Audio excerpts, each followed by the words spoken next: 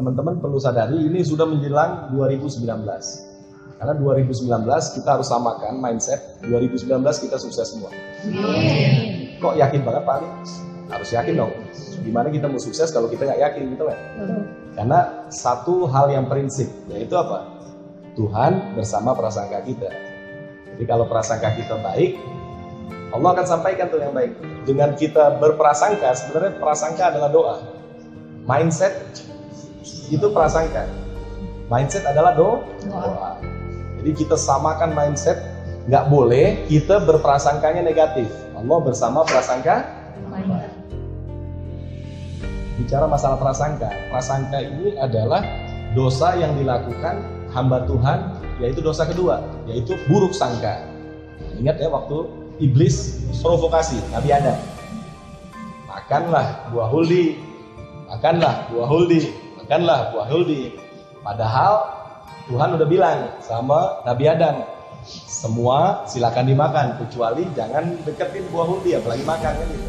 Ternyata diprovokasilah sama iblis. Kenapa? Karena iblis melakukan dosa yang pertama, yaitu hasud atau hasad. Orang yang hasad ini orang yang berbahaya. Tadi saya bilang apa? Kalau penyakit hati ini dibawa sampai selama-lamanya, betul kan? Karena kebencian iblis terhadap Nabi Adam akibat dosa pertama, maka timbullah dosa kedua.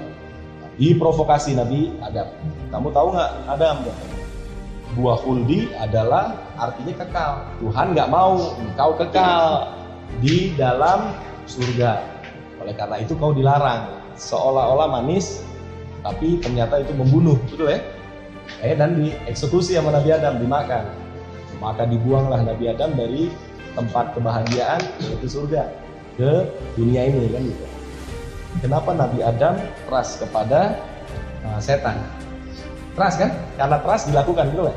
Makan, trust kepada setan. Berarti kalau trust kepada setan, untrust kepada Tuhan, betul ya? Untrust kepada Tuhan, untrust itu bahasa Inggris. Bahasa Arabnya adalah su'uzon. Su'uzon itu bahasa Indonesia adalah apa? Prasangka buruk. Jadi Allah bersama prasangka hambanya. Lo prasangka buruk, lo akan dapat buruk. Lo prasangka baik, Allah akan kasih kebaikan buat kita. Jadi di dalam pikiran dan akal kita itu dikasih kebebasan. Karena destiny is choice. Takdir adalah pilihan. Takdir adalah pilihan. Jadi kita yang menentukan nasib kita. Kita yang menentukan takdir. Takdir itu adalah kadar. Kan ada es teh manis tuh di belakang, betul ya? Gulanya banyak atau dikit? Kadar gula. Tadi dokter bilang, Pak Ali pakai gula nggak? Mau pakai dong. Manis Pak Ali, manis. Berarti ada kadarnya tuh Mama. Berarti kalau ada bicara masalah kadar, berarti ada ilmu pengetahuan yang Allah akan berikan pada kita, Pak. Kita bisa memprediksi, dokter bisa prediksi. Dengan pengalaman yang ada, dokter bisa prediksi. Insya Allah sebulan ini Bu, dengan ibu konsumsi propolis, insya Allah akan sehat. Apakah mendahului takdir Tuhan? Tidak, karena udah ada ilmu pengetahuan ya Pak. Ada yang mulai gatal-gatal misalkan badannya, atau bengkak-bengkak. Dokter hanya ngelihat, kayaknya nih ginjal. Dokter tidak mendahului takdir Tuhan Pak. Kok mendahului Tuhan lebih tahu kan? Nah manusia itu diberi ilmu untuk mengetahui itu.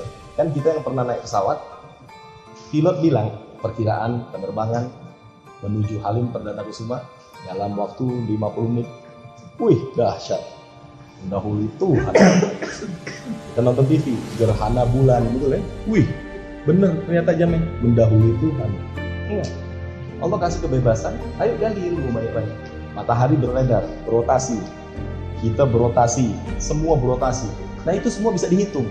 Nah, rotasi itu tadi itu kadar, paham nggak? Ada sesuatu jalurnya, paham nggak?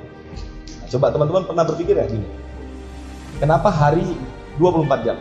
Kok bisa tahu 24 jam? Dari mana ngitungin itu? Dari pengetahuan yang orang teliti. Nah, kalau ilmunya Tuhan, awal, akhir, sama, maksimal. Kalau kita, dokter, dulu ada ilmunya yang ini. Tiba-tiba ada ilmuwan baru, ternyata ilmu itu bisa ditutup sama ilmu yang baru lagi. Bukan ketutup sebenarnya, manusia lebih pintar lagi, sehingga dari segi keilmuannya akan semakin bagus lagi. Nah, bodoh atau pintarnya kita yang tentuin, betul ya? Bodoh atau tentunya ini kita. Jadi ada orang bilang gini, segala sesuatu di tangan Tuhan. Salah, di tangan kita.